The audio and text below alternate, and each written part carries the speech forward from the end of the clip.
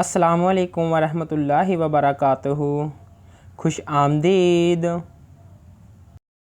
وہ کون سی چیز ہے جس کو جتنا کھینچو وہ اتنی ہی چھوٹی ہوتی جاتی ہے؟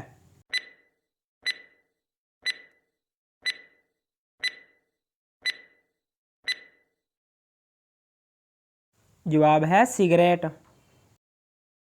وہ کون سی چیز ہے جو 2026 کے شروع میں دنیا بھر سے ختم ہو جائے گی؟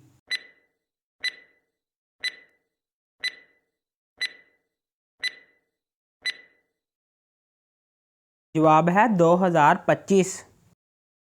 سورج سب سے پہلے کون سے ملک میں نکلتا ہے؟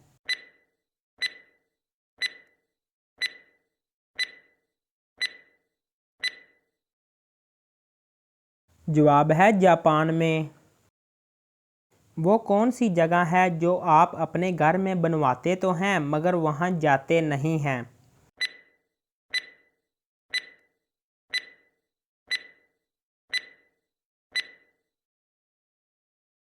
جواب ہے پانی کی ٹینکی۔ وہ کیا ہے جو شوہر لے تو بیوی پریشان اور بیوی لے تو شوہر پریشان؟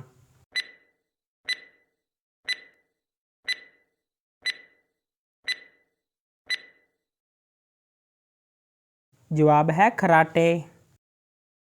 ٹانگیں چار مگر بیکار، چلنا پھرنا ہے دشوار۔